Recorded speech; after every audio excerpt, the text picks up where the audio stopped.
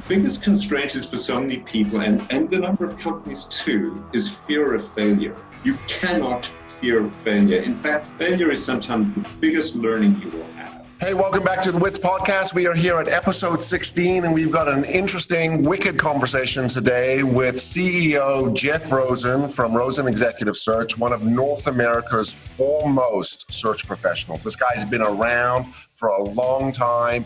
He's placed some of the biggest, most senior leaders, executives, board members.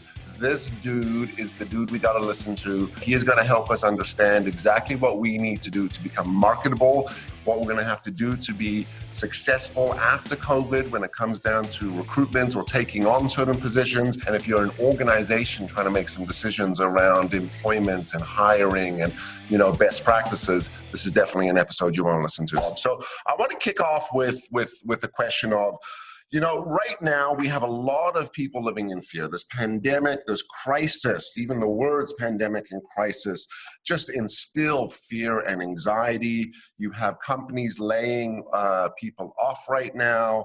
You have cutbacks happening. So, fear makes us frantic. It makes us do some crazy things. What do you see companies, or how do you see companies recovering from this when it comes down to employment and keeping staff and talents and stuff like that? This scenario is one where the whole world was thrown into turmoil simultaneously. This could never have been planned the way it's rolled out. People and companies have contingency plans, what they would do in the event of an emergency. This is certainly a time where you need to invoke those contingency plans. Strategic plans typically would be a 5 to 10 year cycle that companies would be looking at. And that cycle has had to change out of necessity. People are focused on the here and the now, and at the same time not wanting to lose sight of what it is that they'll need to do differently, more in the medium term and long term. But the here and the now is taking a huge focus of what it is that they need to be doing, because a lot of small businesses for sure have had to close. Other businesses have had significant and precipitous reductions in their businesses. And they're all trying to figure out what the path forward would be. For some of them, it's a matter of survival. For others, it's how do we just retain what we're doing and able to keep our complement of people together so that we can continue providing the service or the product that we're offering. And for others who are on a growth trajectory, it's certainly a delay in that. And what does that look like?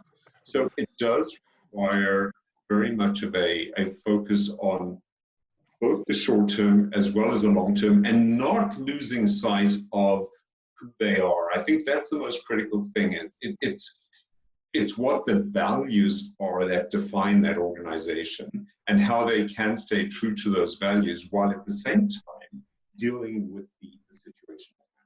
Let me ask you this question. How should individuals be reinventing themselves to really be marketable within this world that we're coming? I'm hearing words like recession and depression and, layoffs are happening. And if I'm an individual trying to reinvent myself, trying to become marketable, what are the things I should be doing? Or maybe what are the things I shouldn't be doing? That's a great question, and there certainly is a time for reinvention. And reinvention happens when people go through different phases in their lives and their careers. Often a recessionary environment is one for reinvention. I can speak from personal experience where I was once in a scenario where I was laid off from a corporate role that I had. I'm an accountant by profession, and I had thought you work hard, you keep your head down, and you'll be taken care of. And that worked for a while, and then it didn't. And so it's what you do when you're faced with that scenario of life being differently for you. It's similar in this regard, where people do need to think of what they would be doing differently. So firstly, it's a matter of understanding what it is that you want to be doing. So have that focus of what it is that I want and what's important for me. Then it's a matter of, do I have the right tools in my toolkit to really be effective at what I'm doing? And if I don't, how do I retool? what are the skills that I might want to get that I don't have? And sometimes that's demographically driven, but other times not. But if you think of what you've admired in other people that you don't have, that you would like to have, this is a perfect time for doing that. And there's a lot that's available online, but there are also other ways of getting some of those skills that you really need to get to go forward. Then it's also understanding the types of businesses where you think you could add value. It's really about adding value because there are so many people out there who are facing the same dilemma. So what makes you different from anybody else? And so it's that differentiator that is really key. How do I understand what it is that an industry or a specific company that I have interest in is looking for, and how can I contribute to that? And it really is about the contribution that you can make. So it's important to understand all of those dynamics and to not be too constrained by your background. It's not that your experiences in education aren't relevant. They absolutely are. But you have to be agile enough to adjust. And I have the saying that you plan life and then life happens. And it's how you deal with the part of life happening. These are the cards I've been dealt. What am I going to do about it? And I'm not going to sit here and bemoan my fate.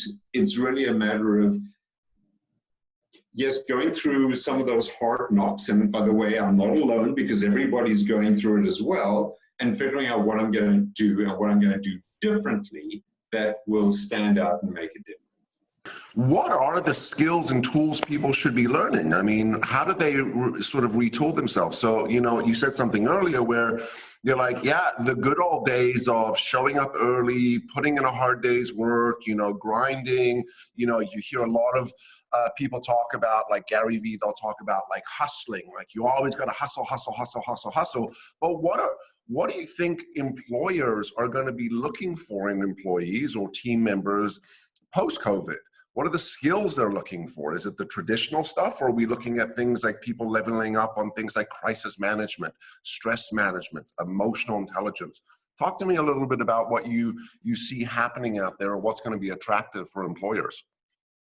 I think it's a combination. From an educational perspective, there are certain professions where you do need a certain education to qualify you for doing a particular role. Certainly, your experiences that you've had are going to be critical in some environments, less so in other environments. But I think that a lot of the skills that employers are looking for are not those types of skills. I think they're more character skills. So it's strength of character, it's resilience, it's agility. So we're on this path as a company, and COVID hits. What do? Do we have the resilience, and is our workforce agile enough to be able to shift and course correct to be what we need to do differently? Because no one planned this. Yes, we have emergency plans, but what are we going to do to deal with those types of situations? It's having a solution orientation. It's thinking through a scenario and saying, well, if this is what we have, what could we do differently? Just think about the types of businesses that seem to have flourished in this environment. Mm-hmm. I'm always of the mindset that in any negative situation, there is a learning and there are opportunities. So what are the businesses that have done well? You think of the delivery businesses for supermarkets, the likes of Instacart. Instacart's revenues are up 450% from December. Who would have thought that would have happened? So how can I be involved in the supply chain, for instance, of working with organizations in how they get food from manufacturers through warehousing to retailers and direct to consumers? Mm-hmm. As an example, think of the airline industry is down dramatically. But an airline like Cargojet, for instance, which is really transporting packages all over the show, is doing really well and hiring. So there are those types of environments. But most importantly, I think what this scenario has created is this understanding of working remotely and just being able to be much more digital than anyone expected. Digital is clearly something that has been growing by leaps and bounds over the last number of years. But if you don't have those digital skills, you need to start developing them, because you need to figure out how you do things differently than what we did beforehand. If you even take lawyers and certain documents that needed to be signed in person, now there are law firms that are offering to take digital signatures, even on things like wills, and trying to figure out, using tools like DocuSign, of how they could get people to sign documents which will be legally binding differently than what was done beforehand. So it's figuring out what you need to do in that respect, how you can enable working more remotely, and figuring out how what you were so dependent on in a physical context and perhaps a manual context beforehand, you can do differently than what you did beforehand. Those are certainly skills that are critical and come more naturally to certain demographics than they do to others. But it really is an appreciation of that. And I'd say more than anything else, what you need is a positive attitude. So you need to just remain positive around how you could do things differently. It might not be your wheelhouse. You may not have been trained in certain areas, but you need to course correct. That's really what you need to do. And so what does that look like? And that's sometimes a journey that you have to go on. It's not that easy to just figure out instantly what is that I need to be doing differently. Yeah, well, I think part of what we want to do in this podcast, and not just this show, but the podcast in general, is answer some of these questions, which is, giving these businesses and these individuals some of the answers to move forward. And I love what you said there, which is the importance of being, you didn't use the word optimistic, but you use positive, and really having an optimistic energy about moving things forward. McKinsey just released a report which came across my desk yesterday, which was really interesting, that said, if you look at what happened in some of the previous recessions and crises, the 2008 recession, 9/11, it was the companies that doubled down in those times that flourished afterwards. They hired people, they made buying decisions, they kept pushing business through, and it was those businesses that thrived afterwards. So what do you think businesses need to be doing now? Should we be retaining talent? Should we be hiring right now? What are some best practices for us to come out of this successful? Greg, I've lived through a number of recessions, and in my mind, the businesses that do best are those who invest in their people during these times. And investment in your people takes a number of different forms. The first thing is you constantly got to be communicating with them. You have to be in touch with what your people are going through.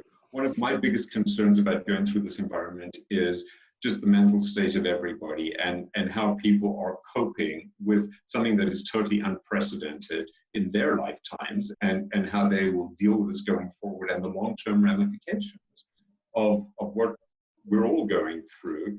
And I think that it's really important that companies are focused on creating that positive energy through constant communication and being upbeat and trying to motivate their people all the time, but also investing in their people. And so investing in people means, yes, we do need to look at our business. We need to look at whether we should be investing in complementary businesses, whether we should be doing it differently. And if so, do we hire to staff up those complementary businesses that we're doing? Obviously, if businesses are in financial difficulty, it's very hard to invest in other businesses or invest in people. But it certainly makes sense to retain your core people who need to deliver what your service offering is or what your product is.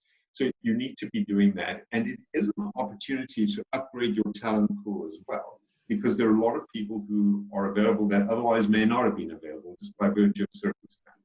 And so right.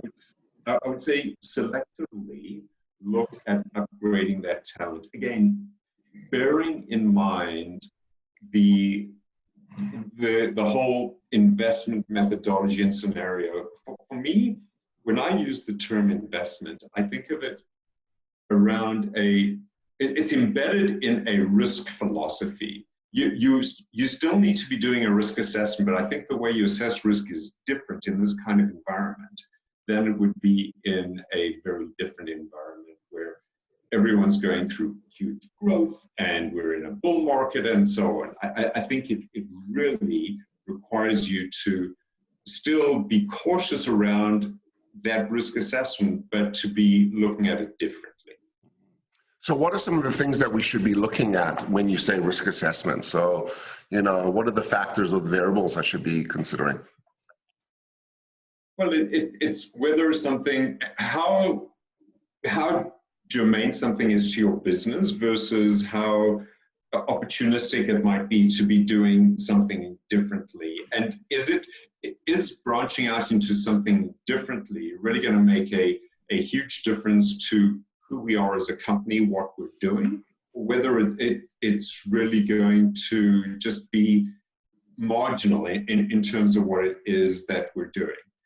I think that so many companies are having to have cut back people and just scale according to what the business is today, and that focus on the short term, that as things do start picking up over time, it's going to be quite challenging to re-staff up, to retrain people, and to get to the levels that they might need to be. So that whole risk-reward scenario, if you will, needs to be focused on not only what we're dealing with today as the short term, but how we quite rapidly move into the medium term and long term. I was speaking to a company this week, and they were relating to me that they were looking at getting into a new business. And what ordinarily would take them 18 months or 2 years from a due diligence perspective around what it was that they should be doing, they did in 18 days. And it was just that scenario. We need to make a decision. It's not a scenario of having all the I's dotted and the T's crossed anymore. It's having maybe the I's dotted, but perhaps not the T's crossed. And as long as not having the T's crossed is not detrimental to our business going forward, then we should still go ahead and do this, because you know what? We'll make mistakes. And we understand we'll make mistakes, but we've got to learn from those mistakes. And as long as we don't repeat them, that's fine. And it's that ability what the biggest constraint is for so many people, and the number of companies too, is fear of failure. You cannot fear failure. In fact, failure is sometimes the biggest learning you will have.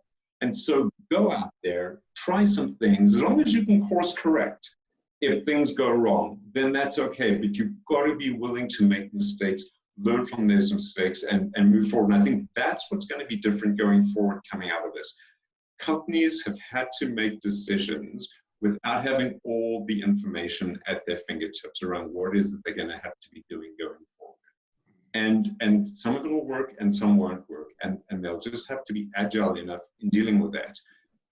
Therefore, the kind of people that they'll need to hire will need to be people who can deal with that environment as well. People who maybe are a little less risk averse than they otherwise would have been, who can deal with some of that uncertainty, who are willing to take more of that risk of not everything being known up front. And yes, I'll just deal with this as it comes along. And it goes back to the point that I made before around you plan life and then life happens. It's a matter of what you do when life happens and how you move forward on that basis. Yeah. I hear you talking about the importance of being flexible and being adaptable and being able to adjust with new information. I think that's a really important piece here, which is as life happens in quotations, that life is you're getting information, and it's about what you do with that, and it's the decisions that you make with it.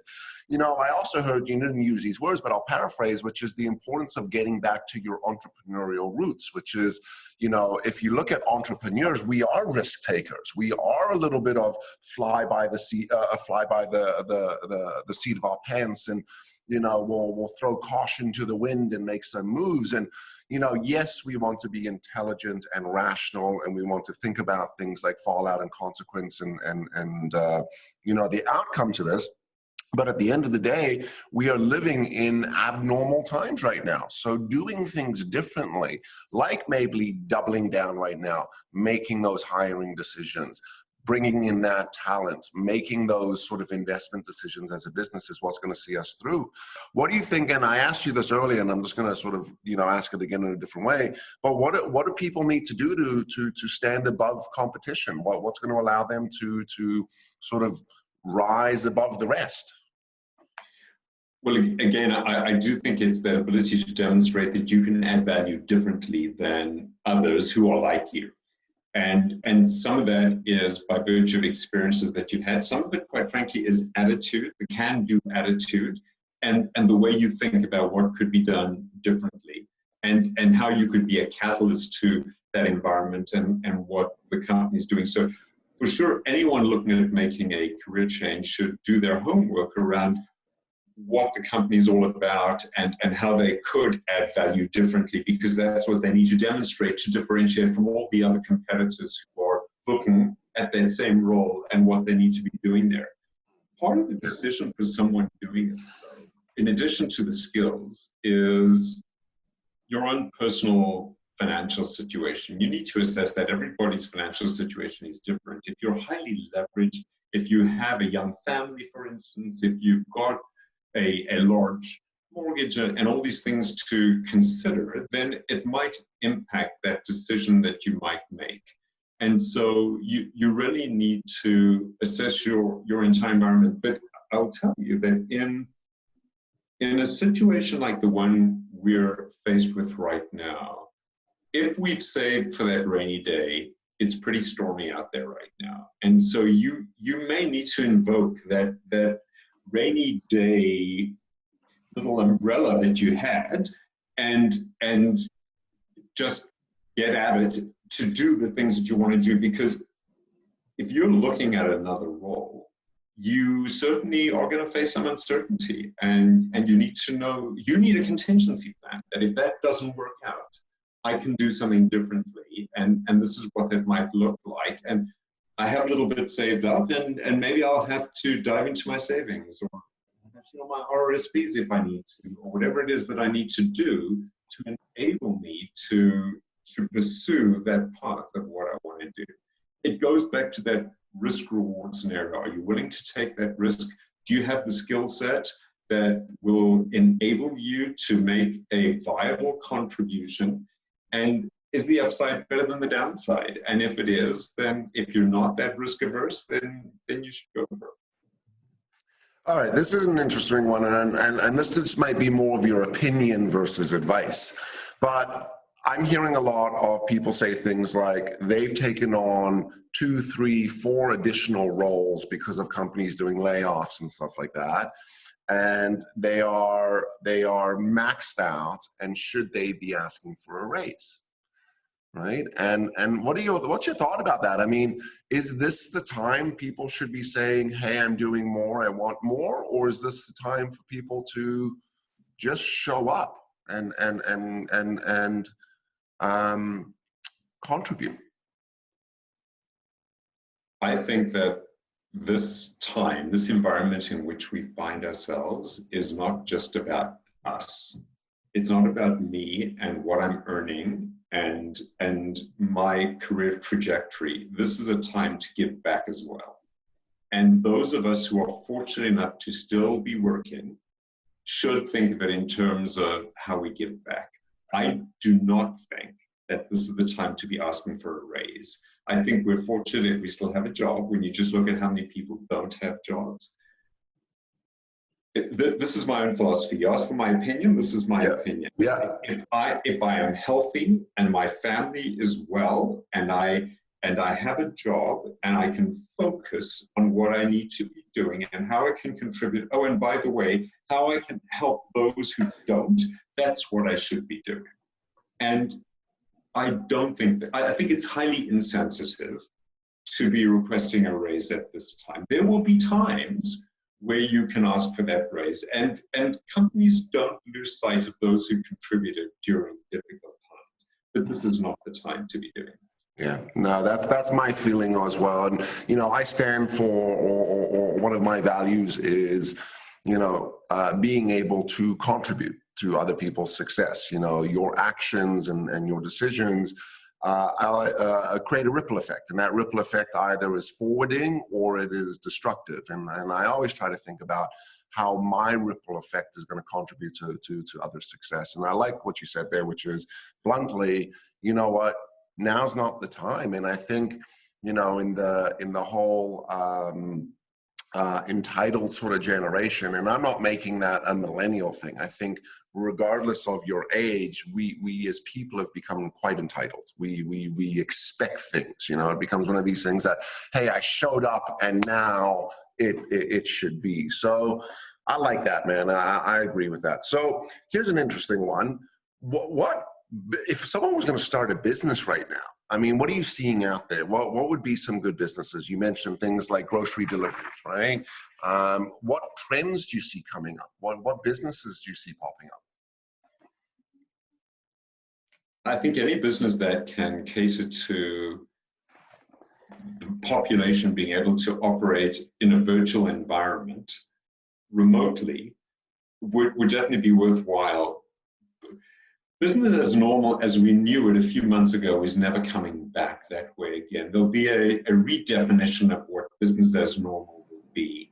There are a number of elements that will be similar, but there are a number that will be different, and how we do business will be different.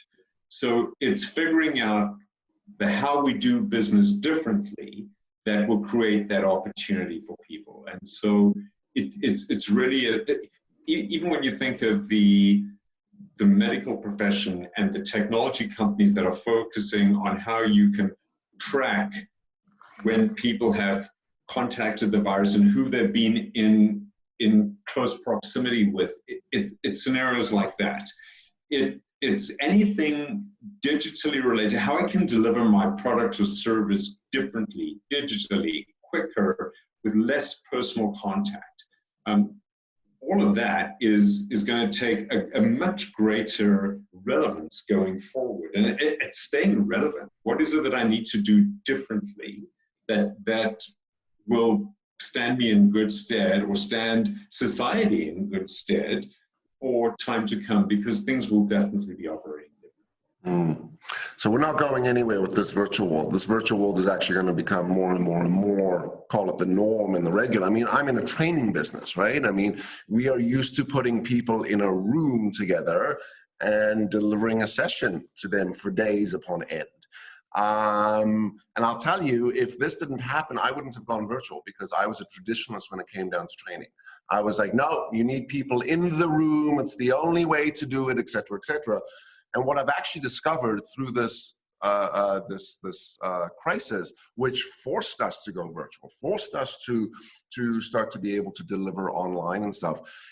I have been blown away at how effective this digital world is, as long as you manage it correctly and you do so. So it's really interesting to see how we're going to be moving forward, and things like brick and mortars and offices and stuff. And, on that note, what's your thought? I mean, are you going to start to see, what do you think is going to happen with offices? Like layouts, even just where people are going to be sitting? That's really interesting, because I live in Toronto. Downtown Toronto has a vacancy rate right now of 1.2%. It's really difficult to find office space. And there's a lot of construction going on of new office buildings. And I've been wondering what the impact of all of this will be, given that so much more can happen remotely. And by the way, downtown space in most major cities is very expensive. And so if you can have a workforce or part of your workforce that can operate remotely, doesn't it make a lot more sense to do it that way? Because you're saving a significant amount of expenditure if you're doing that. So I do wonder what's going to happen with all this office space, and whether there will be more of a glut of office space as companies are realizing that they're able to operate much more effectively than they ever anticipated. I can tell you, when I speak to a number of our clients, they're just blown away by how quickly they were able to take a massive workforce and just have them all operate remotely. Now, are there some challenges? For sure there are. And then you get some questions around security and so on.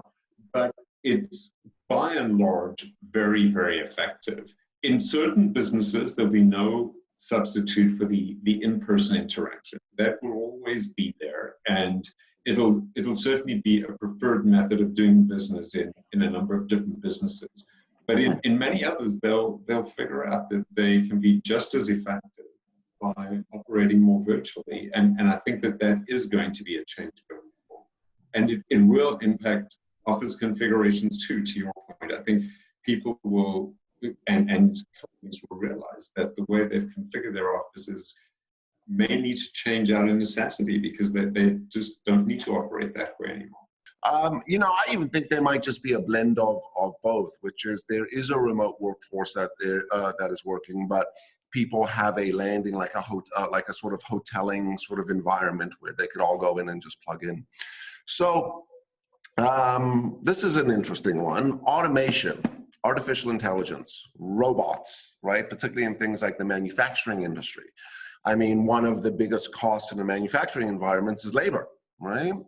And where do you see automation, or how do you see automation and robotics impacting not just manufacturing, but call it industries in general? Is there going to be a big push to remove people in order to put in that automated stand? I think it will be. I think out of necessity, companies are going to have to look at how they can automate more to try and reduce some of the risk of things that happen like this particular virus. And if it's not this one, there will be another one down the road. Hopefully it won't be as severe as this one was and is, but it for sure will be something that will continue. And I think that companies will absolutely be focused on how they can automate more and do things differently. And whether it be certain elements of what takes place in your household, just regular cleaning, for instance, and having these little robots that go around doing the cleaning that it can do, or in business environments, manufacturing, delivery, drones, whatever it might be. I think for sure we're going to see much more of a focus on how things can automate more and how we can reduce that human interaction, which means that people will need to reskill themselves again. And they'll need to figure out how they can do things differently, how they can operate differently, how they can add value differently, and that might require learning new trades, it might require learning new skills, but for sure, I don't think we're going back to the way it was with the same magnitude that it was beforehand. There'll be elements of that, and a lot of this will happen over time, but I think this has been the impetus to really say we have to move forward. When people think of some of the innovation that's out there and some of the commentary around people like Elon Musk and what he's doing, I think there's going to be far more receptivity to that, and others wanting to do things similarly to try and plan for the unexpected, which will happen at some point in the future. Let me ask you this question. What do you see the next trends being in recruitment? That's a tough one because it's already changed so much. I think that identifying what a company needs is really important. So firstly, understanding what the need is, but then how you get at that is really critical. I think that for sure, everything will be much more technologically enabled than it ever has been beforehand.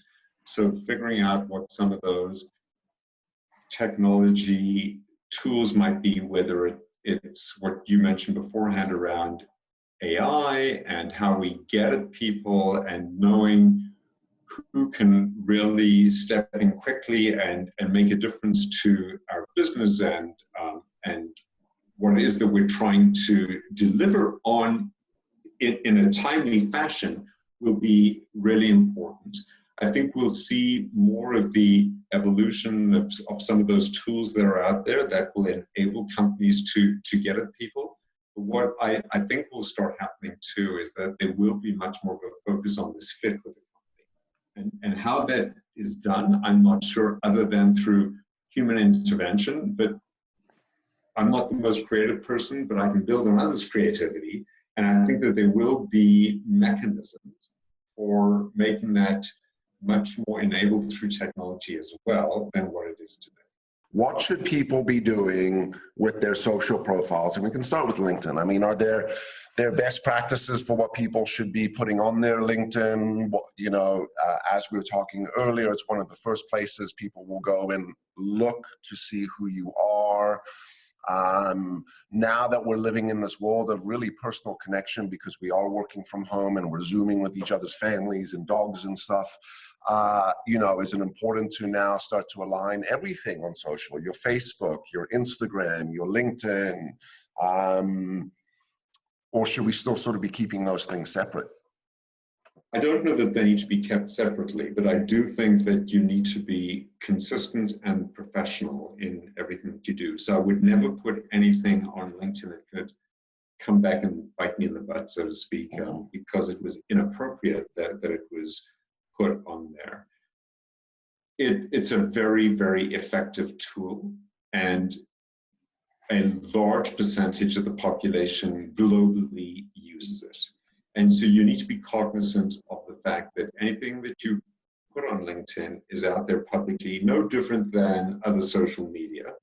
But in a business context, this is the one that is used the most. And so you really need to maintain that professionalism in everything that you do with regard to LinkedIn.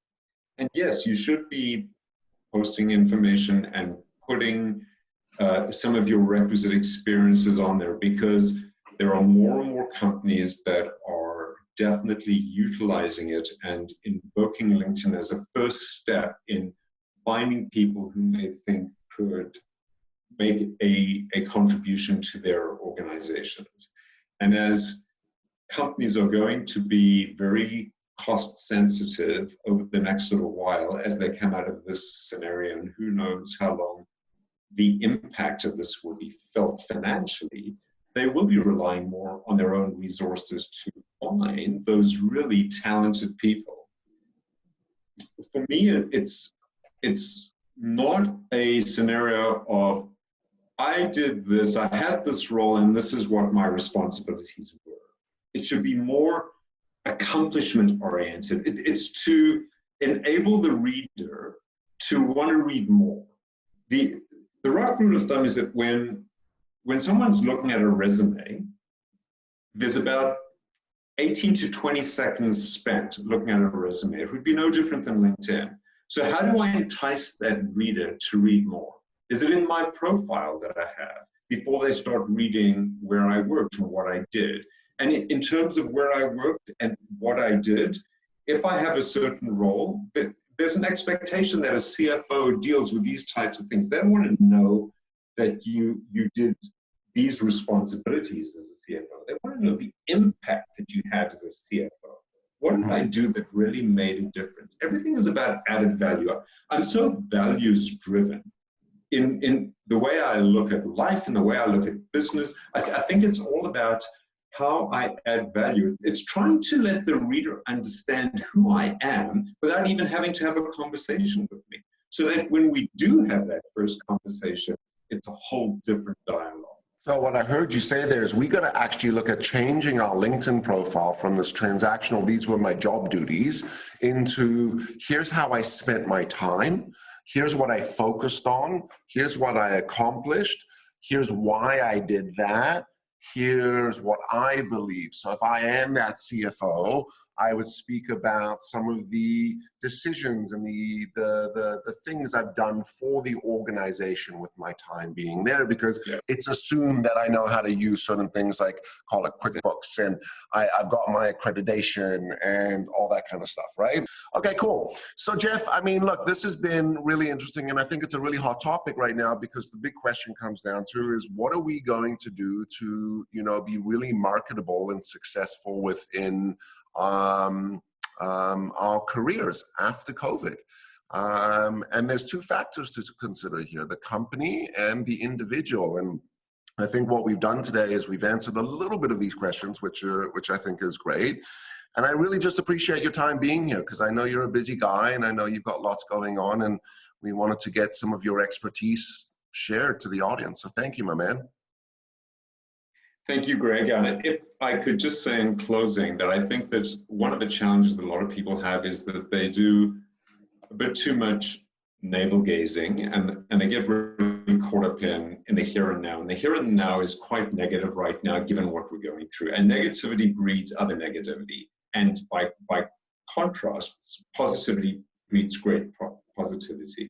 So that positive attitude is really critical. And so it's not a matter of getting caught up in, when is this going to end? I'm tired of being isolated. I don't want to do this. I really just need to get out. You need to focus on more, what can I do differently? And it's a carpe diem type environment. It's just seizing the moment. It's waking up every day and saying, I need a certain routine. And this is what I'm going to do. I'm going to make these calls. I need to get comfortable with rejection, because that's going to happen. See it as one step towards a yes, and just move forward on that basis, and just know that you're not alone. I think that everyone needs a support system, so it's important that people do build a support system around them.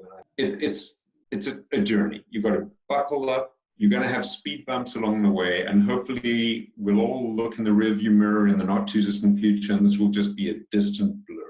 And we'll have moved on into the next phase of our lives, of our work lives, of our personal lives, and they're, by the way, completely intertwined. But thank you for having me. I really appreciate the time. Great. I like that ending, which is you got to keep traveling along. You got to keep going down the road. You can't stop. You got to keep moving forward, which is excellent. Absolutely. Okay. So I hope you enjoyed today's episode. If you liked it, don't forget to click that like button. Don't forget to subscribe. We are going to make sure that Jeff has got all his information posted down below. So if you want to get in touch with him, he's definitely a dude to talk to. And we appreciate your time. So until then, we will see you next time. Hey, I'm Greg Witz. Thanks so much for coming and checking out the video. If you like that video, you're going to love the next one. So I'd highly suggest that you click this video over here. And don't forget to subscribe and share.